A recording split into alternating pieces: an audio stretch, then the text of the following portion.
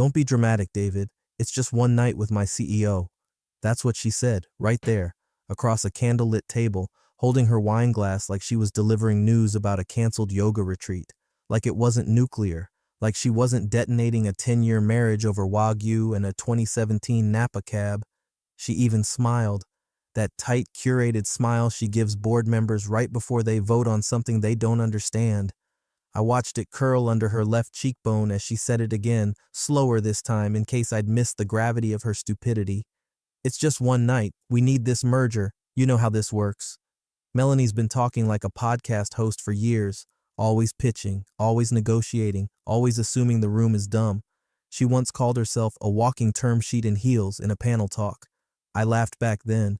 I was the supportive husband after all, the guy who knew to shut up when the real players spoke. But this wasn't business. This was Melanie asking me to sit still while she offered her body like a door prize to a man she called a visionary 6 times in one dinner.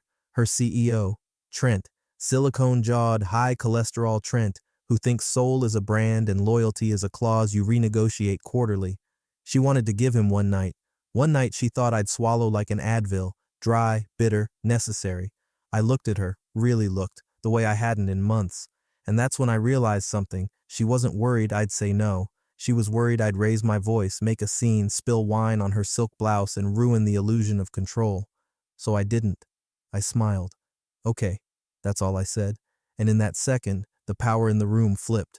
Because when a man doesn't protest betrayal, when he hands you the knife and leans in, it means he's already decided where to bleed you, slowly, precisely, without mess. She blinked, confused. So, we're good? I nodded. Sure, we're good. Then I took another sip of my wine. Let it sit on my tongue, a little dry, like the moment. Here's the thing, most people talk about revenge like it's some loud, operatic thing, screaming matches, doors slammed, clothes thrown onto the lawn, but that's television. Real revenge? It's a boardroom, it's paperwork, it's timing, it's knowing where the keystone is in the arch, and what happens when you pull it. She leaned back in her chair, still trying to read me, and for the first time in years, I saw it. Not affection, not respect, but something better, fear. Now, before I go on, if this already sounds insane, trust me, it gets worse. And for the 97% of you who listen to these stories without hitting subscribe, just know, the team behind this, we see that, and every single new subscriber helps us dig up even crazier stories like this one. So if you want more moments like that one night, click it, we'll earn it. Anyway, Melanie left the table thinking she'd won. She touched my shoulder on her way out. You're being really mature about this. I smiled again. She had no idea that smile was a scalpel.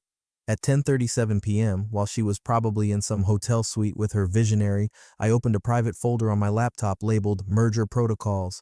Not hers, mine. It had been there for weeks, because I hadn't trusted Melanie in a long, long time, and I never liked Trent. Not since the dinner where he tried to explain blockchain to me while mispronouncing Satoshi. In my inbox, an email sat half-drafted. Subject line, Clause 14 triggers on non-disclosure breach. All I had to do was attach the files and hit send, but not yet. No. First I had to set the table, and this time it would be for one. Melanie came downstairs like it was prom night. Black silk dress, backless, lipstick so sharp it could draw blood. She paused at the mirror in the foyer, adjusting her earring, tilting her head just enough to make sure the scent of her perfume carried when she walked past me. It did. She didn't say anything at first, just hovered there as if waiting for me to crumble or beg. But I was setting the table, not for two, just one. Pan-seared halibut, roasted carrots, white wine, nothing extravagant but plated with precision. I'd always cooked for us on Fridays. Funny how ritual doesn't know when to die. She finally broke the silence with something that was probably meant to sound casual. Don't wait up. I didn't look up. Wouldn't dream of it. That rattled her a little, just a flicker in the mirror. Then the mask slid back into place. Okay, I'll probably be late. I'm sure he will be too, I replied, gently placing the knife on the right side of the plate. She stood there a second longer, probably waiting for one last flare-up of masculinity, some last-ditch protest, some loud demand that she not go, but I just reached for the remote and put on some Coltrane. Dinner jazz, civilized, hollow. She left without another word. The front door shut, and for a moment, I just stood there, fork in one hand, glass of wine in the other, watching the condensation trail down the stem. Then I walked to my study, set the wine down, opened the bottom drawer of the file cabinet, pulled out a manila folder labeled Transfer Protocols. Inside, documentation, screenshots, notarized copies, names she'd stopped paying attention to years ago. She forgot who I was. Correction, she never actually knew. While she was busy memorizing her CEO's schedule and favorite scotch, I was building structures, quietly, strategically. From the outside, I was the guy who just consults in infrastructure. She never asked what kind, never read the quarterly summaries I slid across the table, never wondered why I stopped joining her at firm events. My invisibility became my shield, and eventually my sword. I opened my laptop. Email client already up. Draft open. Subject line typed. Clause 14 triggers on non-disclosure breach. The body of the message was still empty. I wasn't sending it yet. Timing mattered more than anger. If you shoot too early, you get a reaction. If you shoot too late, you miss. But if you shoot right when the mask is off, when someone thinks they've won, that's when it cuts deepest. Clause 14 wasn't hypothetical, it was a surgical insertion. 3 weeks ago, during one of those "you wouldn't understand this corporate stuff" talks, she let slip that the merger docs were still fluid. Legal was ironing out the final language, so I asked a simple question over dinner. Mind if I take a look? Might be able to help. She didn't even glance up from her salad. Whatever, just don't touch anything. I didn't. I rewrote 3 things. One of them was Clause 14. It stated very clearly that any ethical breach, personal or professional, by key figures or immediate relatives of stakeholders could serve as grounds for unilateral termination. It was legally dense, buried in legalese, reviewed and signed by 3 lawyers, but none of them read it the way I did. None of them knew that Melanie had been sleeping in 2 worlds for years. Her image was her currency, and all I had to do was set fire to it. I poured another glass, ate my dinner, alone. Every bite tasted like the end of something. At 10:43 p.m., I received a text. Room 927. Don't be weird about this. It's just business. I stared at it for a long time. Not angry, not hurt, just fascinated. Then I screenshot it, saved it to the folder. Another exhibit. I went to bed early, slept like a man with no more weight to carry. She thought she had the night. I had the morning. Melanie came home just after 7 a.m., heels in hand, makeup smudged in that "I don't care if I'm obvious" kind of way. She dropped her purse on the kitchen island like nothing had happened, then reached for the French press I'd already emptied. Her robe, my robe actually, was draped over one shoulder, as if to remind me she still belonged here, that she was still the one who got to walk in and out without consequence. "You didn't have to wait up," she said, peeking into the empty carafe with mock disappointment. "I didn't," I said, rinsing my plate. She smirked. "Don't be like that, David. You were the one who said okay, remember?" She thought I was sulking. She thought I'd be cold and distant or maybe passive-aggressively quiet over eggs, but I was none of those things. I was efficient. At 7:22 a.m., I left. No goodbye kiss, no drawn-out look, just the faint echo of her humming as she padded upstairs to shower. A woman pleased with herself, a woman who believed she'd scored the biggest win of her career. By 8:10 a.m., she arrived at her firm's downtown office, a sleek, over-designed shrine to overstated ambition. The same lobby where she once told a junior analyst to fix his posture if he wanted to be taken seriously. The same elevator where she'd once whispered to me, "If Trent ever retires, I'll own this place." She didn't notice it at first, the tension, the way eyes darted away when she passed, the whispers from the legal team's glass-walled conference room. She smiled at the front desk assistant, no smile in return, just a stiff nod and a muttered, "Good morning."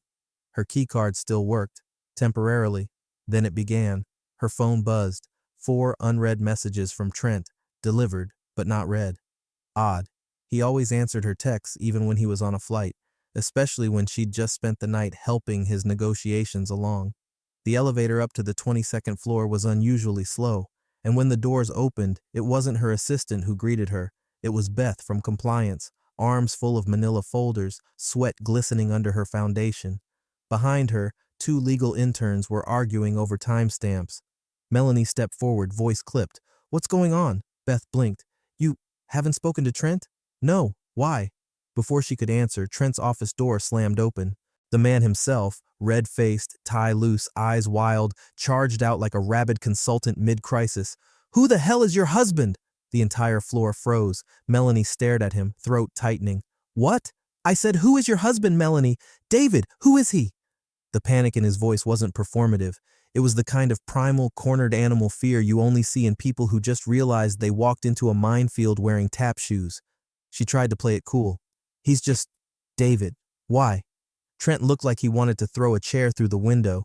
Instead, he pointed toward the legal team.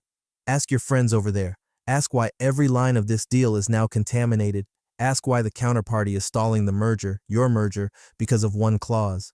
She walked over, slowly, her heels suddenly too loud on the tile. Jared from legal, normally too intimidated to make eye contact, handed her a thick stack of papers. His fingers trembled. This was submitted at 7:58 a.m., he said.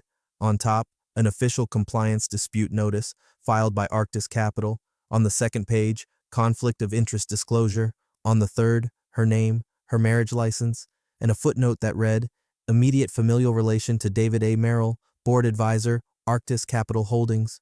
Her mouth opened, but no sound came out. I didn't know he doesn't even. Yeah, Jared said, already sweating through his shirt. He does. Across the hall, someone from finance was shouting into a headset. Yes, I know the transfer deadline is in 28 hours, but no, because clause 14, yes, that clause, damn it, I know it was signed. Melanie's head spun. She turned back to Trent, but he was gone. His office door was shut, locked, blinds drawn. Inside, she could see his shadow pacing behind frosted glass. One hand in his hair, the other clutching a bottle of something brown. Her phone buzzed again, this time from her assistant. Was just pulled into a meeting. They're saying you might need to step back from the deal. What happened? What happened? She happened.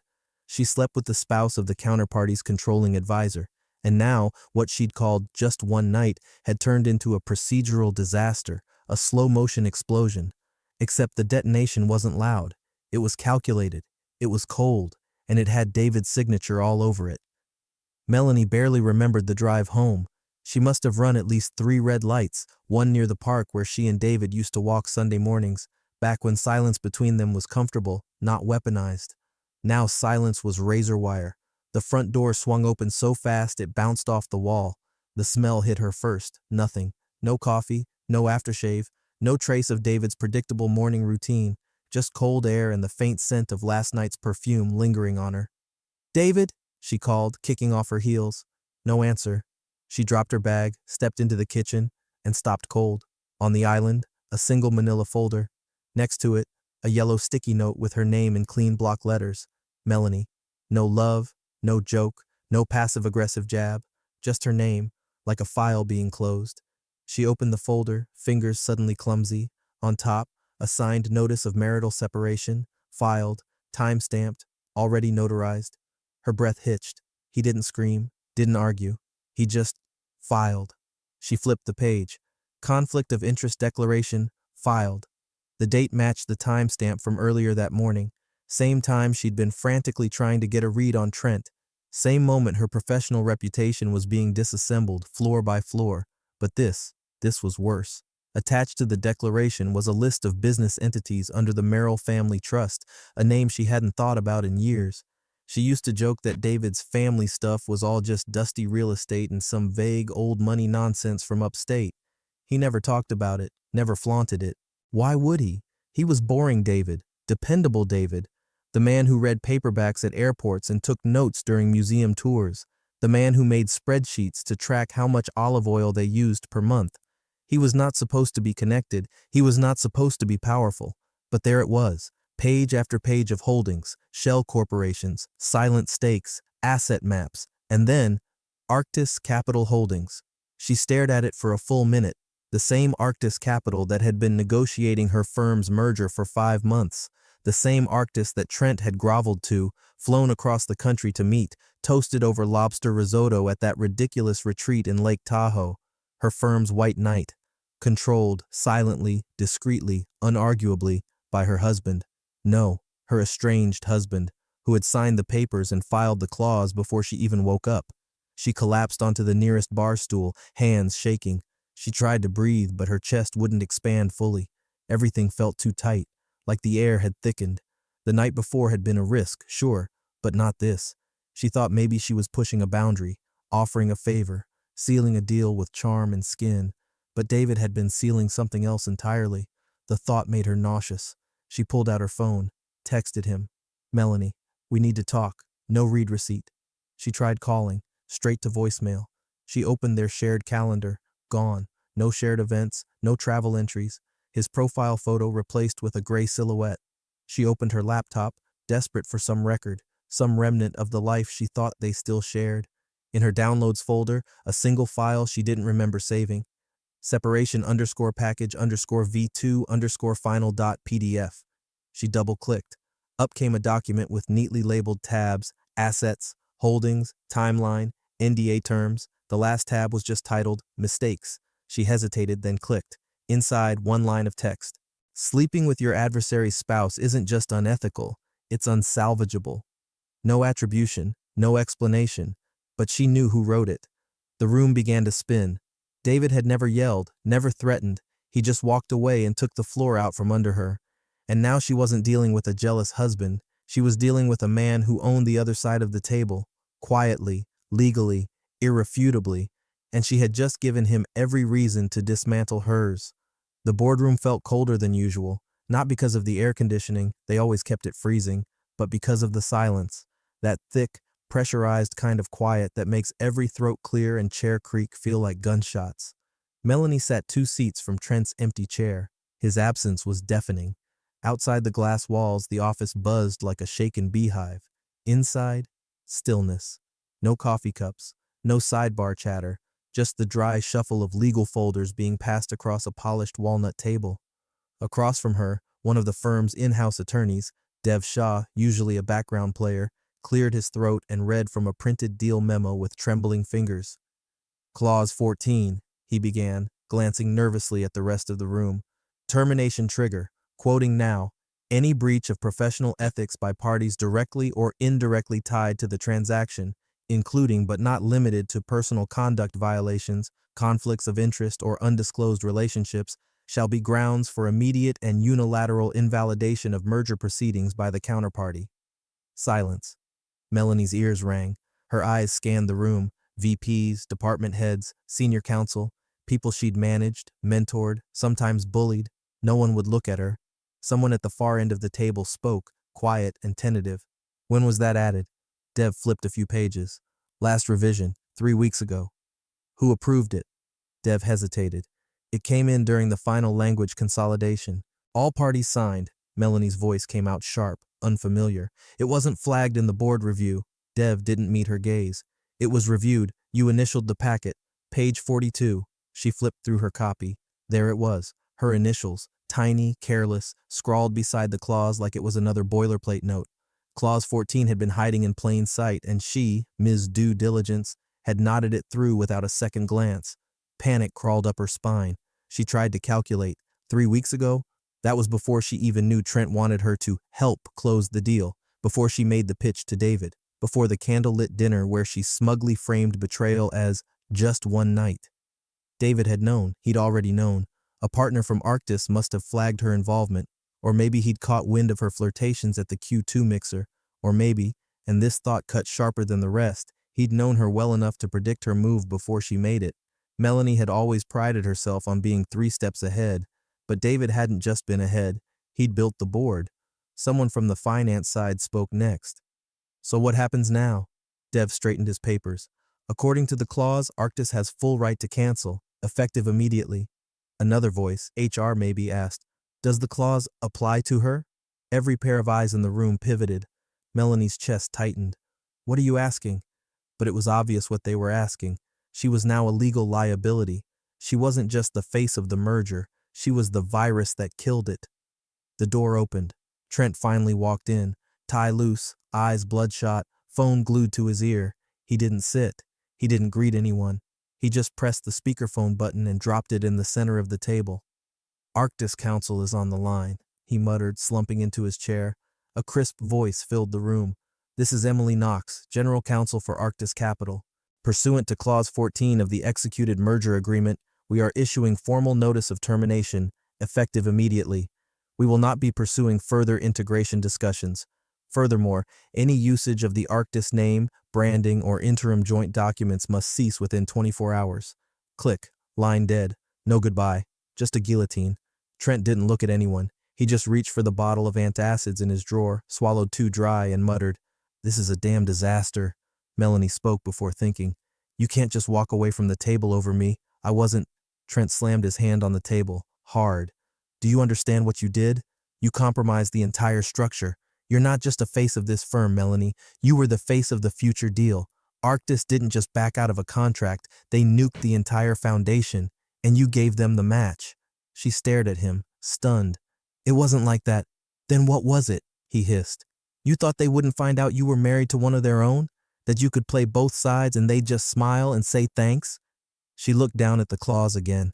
The paper felt heavier now, like the words themselves were made of lead. Clause 14. David hadn't needed to yell, hadn't needed to chase. He just handed her a loaded gun and waited for her to pull the trigger. And she had, smiling the whole time. Monday, 4:03 p.m. Melanie tried logging into the client portal. Access denied. She tried again. Same result. She refreshed, signed out, signed in, switched browsers, still locked. Her name, once stamped across half the deal documents, half the slides used in pitch decks, was gone, like she'd never existed. She opened Slack. Search, hash merger strategy, nothing. The channel was still there, but she wasn't listed among the members anymore. She clicked her calendar. All her upcoming meetings had vanished, every single one. Quarterly reviews, client briefings, and HR check-ins she didn't remember scheduling, all scrubbed. Then came the calls. Well, the lack of them. First, a missed meeting with Lomar Biotech's CEO, no reschedule. Then, a calendar invite rescinded from the Parnell Group. Then a "we're reevaluating partnerships" email from Velcor. By 5:22 p.m., she was sitting at her desk with no sound but the hum of fluorescent lights and the occasional nervous cough from down the hall. She opened her inbox, more cancellations. A message from a long-standing client read, "We're going to hold on final signatures for now, given the, recent developments." Recent developments. That phrase started appearing everywhere. Neutral, polite, deadly. She stood up, walked down the hallway toward legal, only to find their door shut. A red sticker. "Internal meeting. Please do not disturb." She didn't knock. She didn't have to. The message was loud and clear. She had become unmentionable. Back at her desk, her hands trembled slightly as she opened her LinkedIn tab. Connection requests, 0. In-mail responses, 0.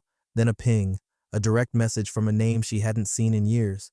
Brandon F., a former intern. Nervous, awkward, too many questions. She'd barely tolerated him when he worked under her. She almost ignored the message. Almost. "Brandon, he warned you, didn't he?" She stared at the screen. Her fingers hovered over the keys before she typed back, "Melanie, who?" The reply came immediately. Just a link. She clicked.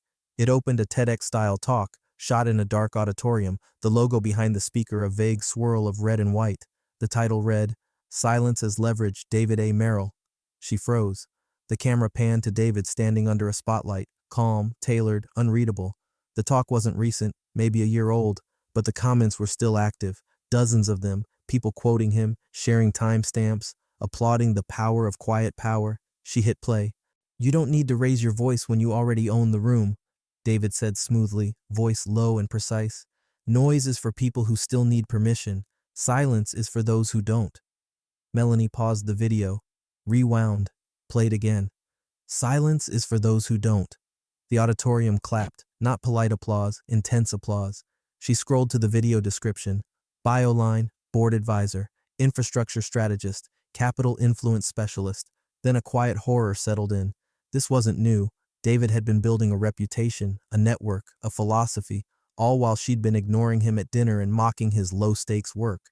While she chased buzzwords and slid into the good graces of men like Trent, David had been sharpening tools she didn't even know existed, and now he was using them, not to hurt her, to erase her, not with fire, with frost, the kind that kills slowly, cell by cell. Her inbox pinged again, another meeting canceled, another client holding off, another contact going cold. She checked her phone, her team's group chat, archived. Her name had become the one people didn't want on their threads. The liability, the PR risk, the ethics nightmare, the woman who tried to sleep a deal across the finish line without knowing the finish line was owned by her husband. She stood up too fast, the chair sliding back with a screech. No one looked up. She walked to the bathroom, locked the stall, and sat with her coat still on. She pulled up David's video again, watched it, watched him. She always thought he was boring, but now she saw him for what he really was, terrifying. And this wasn't over, not by a long shot. Trent wouldn't take her call. She tried 3 times, direct number, then office line, then personal cell. No answer. She finally got through to his assistant, Dahlia, a woman she'd once called a glorified receptionist during a wine-fueled rant in Cabo. Now Dahlia had power. "Mr. Trent is unavailable," she said, voice flat. "And respectfully, Melanie, he's asked not to be contacted on personal channels. All correspondence should go through legal." "Legal?" Melanie hissed. "I'm his partner in this firm." Another pause. Then, "Not anymore." Click. The line went dead. She stood in her office, if it could still be called that, staring at the call log like it might suddenly change. Maybe it would all rewind. Maybe David would unpull the lever, Trent would forgive the embarrassment, and the deal would uncollapse. But the spell was broken. A knock at the door. She turned. A woman from HR, Kendra, normally all sunshine and company slogans, walked in with a tablet and a tight-lipped smile. "We need to talk." Melanie sat slowly. "It's been brought to our attention," Kendra began, scrolling through something, "that there may be a conflict of interest issue involving your conduct during the merger negotiations, specifically with regard to the counterparty's advisory team." Melanie forced a laugh. "You're not serious." Kendra didn't laugh back. "You've been placed under internal ethics review, effective immediately." A lump formed in Melanie's throat. She reached for her phone to ping her assistant, Jesse, only to find the contact grayed out, no longer assigned. The door opened again. A junior partner, Zach, maybe 29, wore suits like costumes, stepped in and closed it quietly behind him. "You should step down," he said, avoiding her eyes. "Excuse me?" "Resign, now, today, before the press gets a whiff. Say it's health, burnout, whatever you want, just go." She stood up. "Are you all insane? I built this firm." Zach raised his eyes. "And now you're radioactive. Melanie, this isn't a scandal. This is a compliance apocalypse. Your face is in the internal ethics packet, page 1. He left without waiting for her response. Her knees gave out. She sat, stunned. Her phone buzzed. A calendar invite removed. Another. She opened her messages. Her group chat with 3 other senior partners, deleted. She was being cut out, systematically, silently, David's way. She left the office around 7:30 p.m., long after most of the staff had cleared out. No one said goodbye. Security didn't nod. Even the elevator ride down felt different, like the walls were watching. When she got home, the key didn't fit. She tried again, forced it, nothing. She buzzed the front gate through her phone app, denied. Then her phone buzzed. New text, unknown number. "Melanie, your access has been revoked. HOA policy, only current registered residents are permitted entry." HOA president. She laughed, out loud, a broken, absurd sound. The HOA? David had gotten to the HOA? She called their office. Voicemail. She tried logging into the neighborhood portal. Her account had been deactivated due to residency status. It wasn't just a door, it was everything. Garage remotes, Wi-Fi passwords, smart fridge. She tried to connect, denied. She stood outside her own house, purse in hand, like a stranger waiting for someone to let her in. Across the street, the neighbors, Nancy and Greg, peeked through their blinds. She waved. They didn't wave back. Even the neighborhood had turned. Her phone buzzed again. "Storage unit access still active through Friday. After that, your personal effects will be packed and forwarded. Management." The message didn't have a sender's name, but she didn't need one. She knew who was orchestrating this. David didn't throw tantrums. He just pulled threads. Until the fabric you wrapped yourself in, your image, your marriage, your name, came undone. And now, standing in the dark with nowhere to go, Melanie finally understood. She hadn't lost a husband. She'd lost every system she ever counted on, and she hadn't even seen the worst part yet. 3 days later, Melanie sat near the back of a luxury ballroom at the Hallberg Center, wearing sunglasses indoors and a blazer one size too large, borrowed from her sister. She hadn't been on this side of the conference floor in years. She used to keynote these things, used to stride through the lobbies of events like Acquisition Summit, shaking hands she didn't need to remember, dropping her name like an elevator pass to every closed-door strategy room. Now she couldn't even get a panel badge. She'd registered under a pseudonym, paid cash, told no one. The place looked exactly the same as it had a year ago when she co-chaired the event. Same cascading flower walls, same ice sculptures, same overpriced cocktail shrimp. But the energy? Different. It was Arctis now. Their logo was everywhere, on the banners, on the programs. etched into the digital name tags of the high-tier guests. Arctis Capital, structuring the future. She almost laughed when she saw it. Arctis had never even sponsored before. Now they owned the space. The main stage lights dimmed. A hush fell. A spotlight bloomed at the podium. David. There he was. Calm, buttoned up, not overly flashy. His style was never that, but dialed in, polished. His voice was the same even tone she remembered from their wedding vows, but now it carried weight. Actual weight. Good afternoon, he began, smiling slightly. Today, I'd like to walk you through a recent acquisition restructuring and what it taught us about cultural alignment, or lack thereof. She froze. She knew that voice. She knew that opening line. She knew exactly what case study he was about to present. Behind him, the screen flickered. A slide appeared. A title. Case study, failed integration, ethics, timing, and leverage. And then, her signature. Dead center, blown up to the size of a billboard, redlined. Everywhere she looked on the screen, her name had been crossed out, not just once, but deliberately, section by section with visible markup. Comments in the margin, unclear authority chain, unethical personal conduct risk, non-disclosed relation to counterparty, her initials, MR, beside each paragraph. Proof that she'd signed off, that she'd let it all through. David didn't look at her, didn't need to. He kept speaking. When we talk about ethics, he said, we rarely talk about proximity, but sometimes proximity is the breach. It's not always money or bribes or contracts, it's trust, and once that goes, you don't need a lawsuit, the system eats itself. Laughter, quiet, approving. Executives leaned in. Melanie sat lower in her seat. In front of her, someone whispered, I heard she tanked it for a promotion, sold herself for a board seat. Arctis pulled the cord the second they found out. Her palms began to sweat. She checked her phone. 0 messages, no pings. Her world was shrinking. David clicked to the next slide. A timeline. At the bottom, a photo. Year 1, founding team. It was her photo, a candid, from the company's first retreat. She was standing beside Trent, champagne in one hand, grinning like she owned the world. She remembered the photographer, remembered laughing, saying, make sure this one goes on the website. David had cropped her out, cleanly. He'd zoomed in on the other side of the group photo, just enough to cut her body in half. The frame now centered around Trent, the legal team, and the junior partners, like she was never there, like her torso had been airbrushed out of history. A man behind her leaned over to his colleague and said, who was the blonde they edited out? She looks familiar. Dunno, the other shrugged. Probably someone who flamed out. Flamed out, like a failed startup. Melanie sat in silence as David moved through the rest of the slides. Calm, efficient, ruthless in his elegance. He ended with a quote, one she remembered, one she used to say, deals are about more than numbers, they're about who's still standing after the room clears. The crowd applauded. Melanie clapped too, softly. Then she stood and walked out. No one followed, not a single head turned. And as she crossed the lobby, past the Arctis lounge, past the branded water bottles, past the giant banner reading, "Thank you for building tomorrow with us," she finally understood. This had never been about the marriage. David didn't just lose a wife, he reclaimed an empire. And she had handed it to him, smiling in heels, calling it just one night. The envelope was heavy, cream-colored, thick as cardstock, sealed with a gold wax emblem stamped with the Arctis A. No return address, but she didn't need one. She recognized the handwriting before she even opened it. Controlled, precise, David's. The same penmanship that used to label the spice jars in their old kitchen. Back when he still made pasta on Sundays. Back when they still touched without flinching. Inside, a folded card, Arctis Compliance Gala Black Tie Required.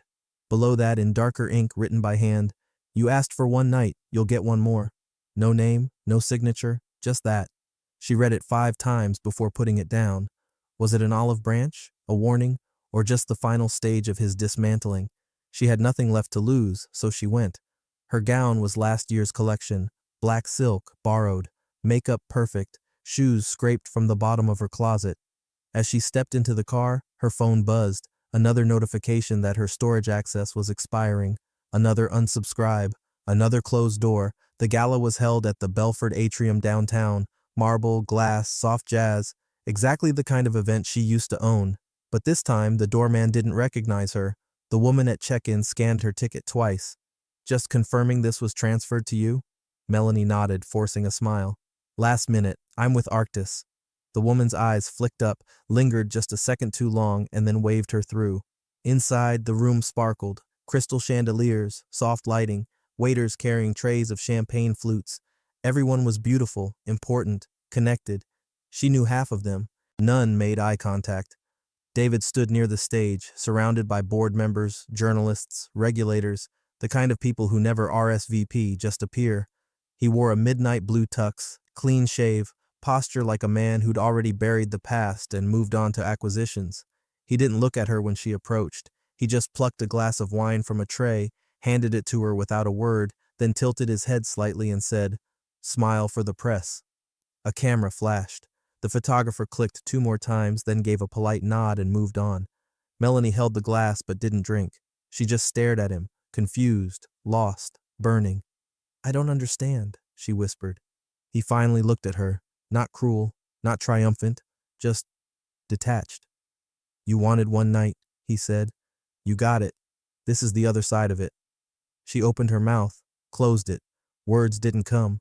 Instead, she watched as he turned, shook hands with the incoming chair of the Ethics Oversight Council, and introduced Arctis's new chief compliance officer, a woman Melanie once coached through an acquisition pitch and then ghosted after she didn't deliver polish. Now that woman smiled back at Melanie like she didn't remember her, or maybe just didn't care. She wandered through the room, invisible, clutching the untouched glass like it anchored her. Laughter echoed. Her name was never spoken. On a monitor near the bar, slides rotated. Integrity, precision, control. Each tagline followed by photos of Arctis's latest compliance triumphs. Then came a photo from earlier that evening, her and David, standing side by side, not touching, not smiling, but perfectly composed, frozen in time. It wasn't a scandal shot, it was a portrait, a final record of what had been undone. She left the gala just after 11, ducking through a side door, heels in hand. No one stopped her, no one followed. She didn't even cry, not out of strength, out of numbness. He hadn't humiliated her, he had preserved her, cataloged her, filed her neatly in a folder marked "Last Favor," with a date, a location, and a photo to prove it had all happened. Once. And then it was over. The final event was smaller. No lights, no cameras, no photographers clicking memories into headlines. Just a private executive reception at the top of the Lathmore building, a wrap-up of what Arctis Capital was calling a seamless restructuring. Melanie wasn't invited. She came anyway. She walked in through a side entrance just as the last speech ended. Nobody stopped her. She wore the same blazer from the gala, the fabric still holding the scent of champagne and humiliation. The room was full of handshakes and soft jazz, deals whispered between bites of beef tartare. At the center of it all, David stood with a small group, flanked by polished men in tailored suits and women with unreadable smiles. One of them was Diane Kepler, the new CEO of Melanie's former firm, a quiet operator from the Arctis bench, unremarkable on paper, chosen for her stability, her discipline, the kind of leader who knew how to make noise by staying silent. David raised his glass. "To clean deals," he said smoothly, voice carrying just enough for the room to hush. "And cleaner exits." A few chuckles, a few nods, no applause, just understanding. Melanie stood near the double doors, heart pounding like a kick drum behind her ribs. She waited for him to look her way. He didn't. She finally moved, slowly, through clusters of murmuring power brokers, past Diane, who offered a neutral nod, until she reached him near the back hallway, where the windows stretched floor to ceiling and the city lights blinked like coded warnings. "Was this all?" she started, voice dry, throat tight. "Revenge?" David turned his head. Not all the way. Just enough. He studied her for a second as if she were a detail in a painting he'd already signed. "No," he said. "This was Clause 14. Her breath caught. She'd read the clause 100 times since that morning in the boardroom, had it memorized, had tried, desperately, to argue that its language was vague, open to interpretation, subject to context. But none of that mattered. Not when the man standing across from you wrote it for you before you even knew you'd betray him. She stepped closer. Her voice cracked. "What do I have left?" David smiled, not cruelly, almost kindly. He leaned in, just enough that she could feel the weight of what was coming before it landed. "An NDA, he said quietly, "and time to think." He stepped back, straightened his cuffs, then turned away. No goodbye, no flourish. He simply walked into the warm blur of expensive suits and soft music and conversations she would never be part of again. She stood frozen, framed by the glass behind her, her reflection layered over the skyline, blurry, undefined, ghosted. The merger hadn't collapsed. The firm was thriving, restructured, reinforced, profitable. It was she who had collapsed. Her empire, built on polished lies and practiced seduction, was now footnoted in someone else's presentation slide. Her name had become the example, the cautionary tale. She thought betrayal was personal. She thought David was quiet because he was weak. But silence, it turns out, isn't absence. It's strategy. And David? He didn't shout. He wrote the final clause, and she had signed it.